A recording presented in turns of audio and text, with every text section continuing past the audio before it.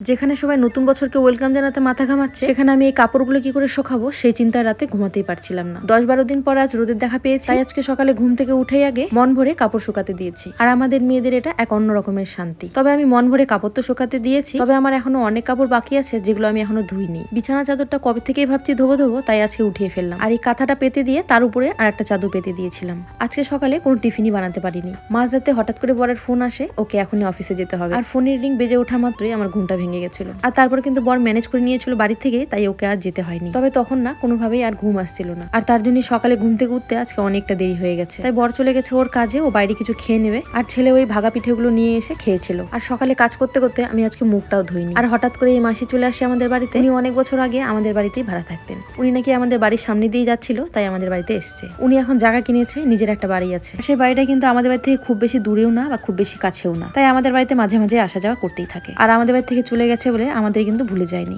আসলে মানুষের সাথে ভালো ব্যবহার, ভালো সম্পর্কে কিন্তু মানুষ মানুষকে মনে রাখে। কেউ কিন্তু কখনোই কারো বাড়িতে খেতে বা পড়তে যায় না। যাই হোক, সেই মাসির সাথে গল্প করতে করতে চা খেলাম। উনি তো চলে গেলেন, উনার নাকি কি কাজ আছে। এদিকে আমি বাসনগুলো মেজে ফেলেছি। আর অনেকগুলো বাসন হয়েছিল বলে বাসনগুলোকে ঘরে নিয়ে যেতে ছেলেও একটু হেল্প করেছে। আর তারপরে বাসনগুলো মেজে বসে পড়েছি কাপড় ধুতে। দেখো, নোংরা কাপড় জমিয়ে রাখতে কারোরই ভালো লাগে না, কিন্তু কিছুই করা থাকে না। যখন রোদ উঠে না, তখন কিছুটা বাধ্য হয়ে কিন্তু রাখতেই হয়। সকালে মেলে দেওয়া কাপড়গুলো তো শুকিয়ে গেছে, সেগুলো কিছুটা উঠিয়ে রেখে এখনকার ভেজা কাপড়গুলো মেলে দিয়েছি বাইরে। এতগুলো কাপড় ছিল যে বাইরে জায়গাই হচ্ছিল না, তাই কিছুটা পাঁচিলের মধ্যেও দিয়ে দিয়েছি। আর তারপরে শুকনো কাপড়গুলো উঠিয়ে গুছিয়ে রেখে ঘরগুলো একটু ভালো করে ঝাড় দিয়ে নিয়েছি, কারণ কি মুছবো। আর তার সাথে উঠোনটাও ঝাড় দিয়ে নিয়েছিলাম। আর শুধু কাজ করলে তো হবে না, খেতেও হবে কিছু। বাড়িতে যখন অনেক কাজ থাকে তখন মনে হয় কেউ যদি একটু রান্নাটা করে দিত, আর তাহলে কতই না ভালো হতো। কিন্তু কেই বা করে দেবে? সংসারটা আমাকেই সবটা করতে হবে। সারাদিন এই সংসারে কাজ করতে করতে ভীষণ ক্লান্ত হয়ে যায় শরীর, কিন্তু এটা বুঝবেই বাকি। আসলে কেউই আমাকে জোর করে এগুলো কাজ করতে বলে না। আসলে আমি এগুলো নিজে থেকেই করি, কারণ আমার তো একেবারে অপরিষ্কার পছন্দ নয়। যাই হোক, সমস্ত কাজ সেরে ছেলেকে স্নান করিয়ে নিয়েছি। আর তারপর আমিও স্নানটা করে নিয়েছি। যেদিন বাড়িতে অনেক কাজ থাকে সেদিন বর একটা কাজও করে দিয়ে যায় না, আবার মাঝে মাঝে না বলতেই অনেক কাজ করে দেয়।